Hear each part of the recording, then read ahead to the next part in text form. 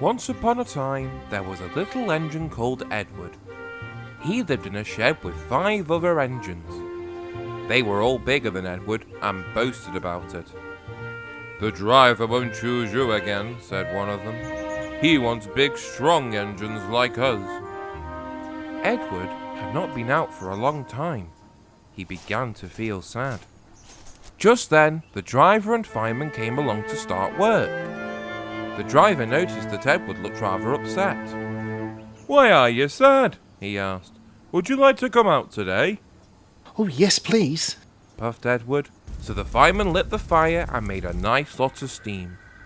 Then the driver pulled the lever and Edward puffed away.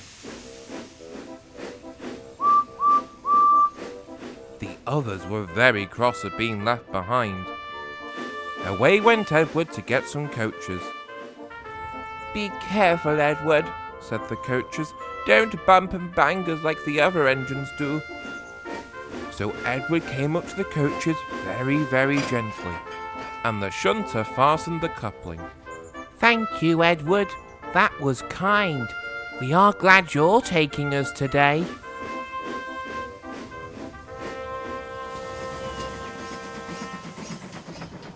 Then they went to the station where the people were waiting. get in quickly, please. So the people got in quickly, and Edward waited happily for the guard to blow his whistle and wave his green flag.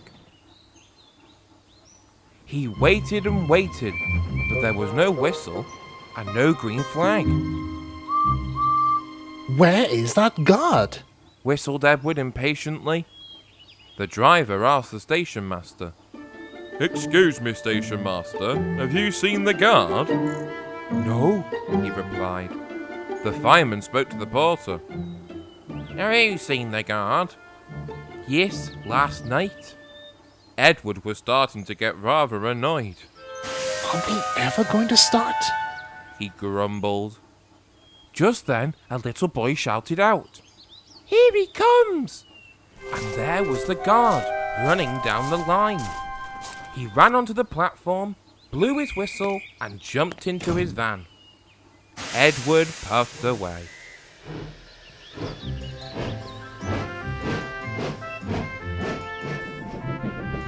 He did have a happy day. All the children ran to wave as he went past, and he met old friends at all the stations. He worked so hard that the driver promised to take him out again the next day. I'm going out again tomorrow. What do you think of that? But he didn't hear what the other engines thought, for he was so tired and happy that he fell asleep at once.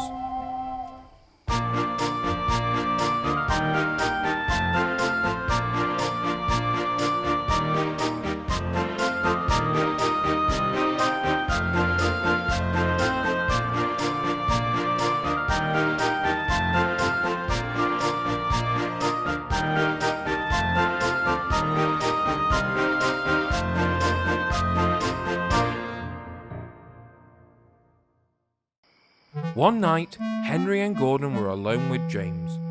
Although Sir Topham Hatt was beginning to think well of him, whenever the chance came, the other engines would talk of nothing but bootlaces. "Remember the time one had to be used to get you out of trouble, James?" Gordon would tease. James tried to get his own back, talking about engines who got sprayed by an elephant and crashed through station walls, but they wouldn't listen. "You talk too much, little James," said Gordon. "A fine, strong engine like me has something to talk about. I'm the only engine who can pull the express. When I'm not there, they need 2 engines. Think of that. I pulled expresses for years and have never once lost my way. I seem to know the right line by instinct." The next morning, Gordon was still teasing James. Wake up, James, said Gordon. It's nearly time for the express. What are you doing? Odd jobs? Ah, well, we all have to begin somewhere, don't we? Run along now and get my coaches. Don't be late. James went crossly to get Gordon's coaches. They were all shining with lovely new paint. He was careful not to bump them, and they followed him smoothly into the station, singing, "We're going away, we're going away." "I wish I was going with you," sighed James. "I would love to pull the express and go flying along the line."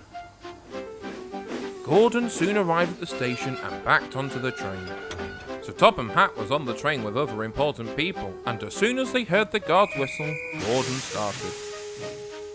"Look at me now," he puffed, and the coaches glided after him. "Goodbye, little James. See you tomorrow." James watched the train disappear and then went back to work.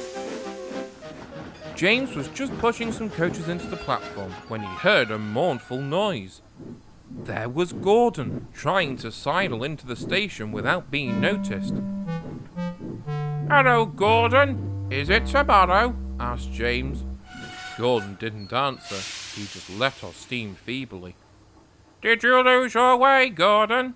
said James. "No, it was lost for me. I was switched off the main line onto the loop. I had to go all round and back again." "Perhaps it was by instinct," teased James. Meanwhile, all the passengers hurried to the booking office. "We want our money back," one of them shouted. Sir Topham Hatt blew the guard's whistle so loudly that they all stopped to look at him. Then he promised them a new train at once. "Gordon can't do it," he said. "Will you pull it for us, James?" "Yes, sir, I'll try." So James was coupled on and everyone got in. "Do your best, James," said Sir Topham Hatt, and James puffed out of the station. Come along, he said to the coaches. "You're pulling as well, sang the coaches.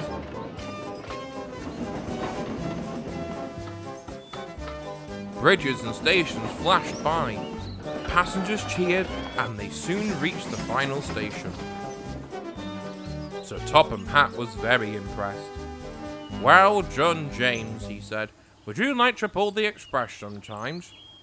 "Oh, yes, please," answered James excitedly. Next day, when James came by, Gordon was pushing trucks. "I like some quiet work for a change," he said. "I'm teaching these trucks manners. You did well with those coaches, I hear. Good, we'll show them." And he gave his trucks a bump. James and Gordon are now good friends. James sometimes takes the express to give Gordon a rest. Gordon never talks about bootlaces, and they are both quite agreed on the subject of trucks.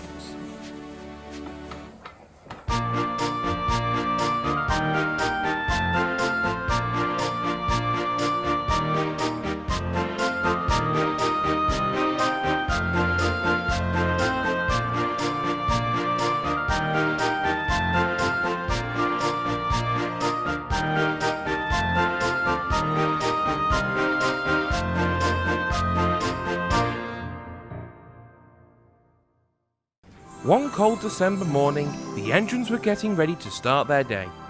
However, Gordon was complaining. "This cold weather is such a nuisance. Why should I have to take the express in this blasted weather?"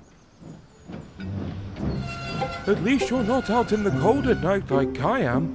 It makes my kiverons rather uncomfortable." "Well, if you ever need something to keep you warm, Henry, I'm sure there's a tunnel with your name on it." The engines chuckled. Henry just wheezed steam angrily. Just then, Sir Topham Hatt arrived with some bad news. "Good morning, engines. Now, I have received a weather report, and it has said that more snow is on the way." The engines exchanged worried looks. "Thomas, I want you to go to the coaling plant, so that there is enough coal for the stations and the other engines too." "Yes, sir," puffed Thomas, and Sir Topham Hatt drove away. Percy looked rather worried. Look out for devious Diesel. He's bound to cause trouble. Oh, Percy, don't be silly. And anyways, huffed Thomas, this cold weather is probably going to give him troubles of his own.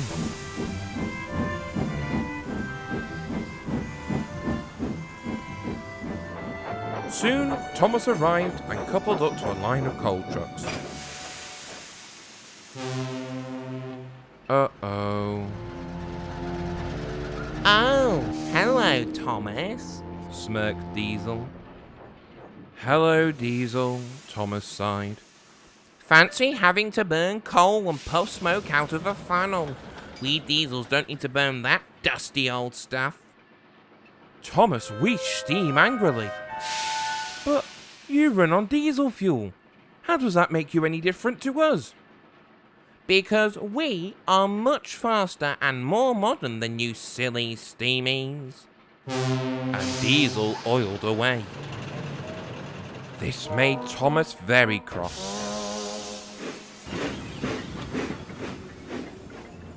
Soon it was Christmas Eve. Thomas was resting in the sheds after taking some carolers to the town hall when Sir Topham Hatt arrived. He looked stern.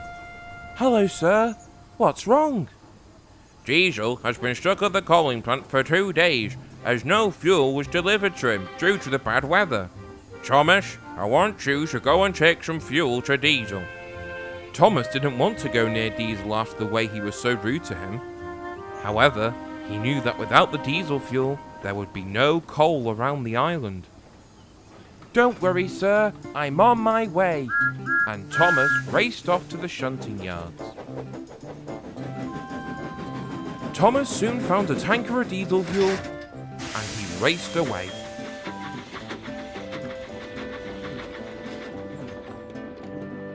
Meanwhile, at the coaling plant, Diesel felt cold and miserable. Then he heard a whistle. Oh, great.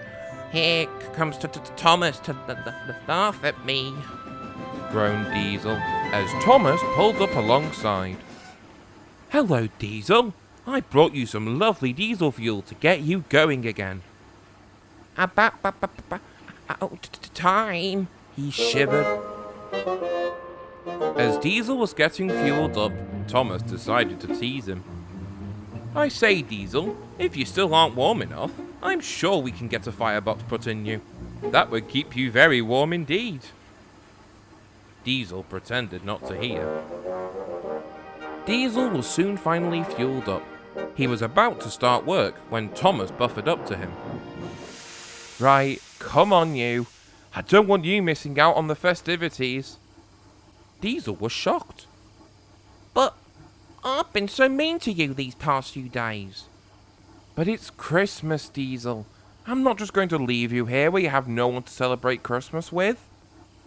Oh, thank you, Thomas. I'm so sorry about being mean to you. It's okay, Diesel. I say we forget all about today and go and celebrate with the other engines. You know, that sounds like a very good idea. For a stinky steamy.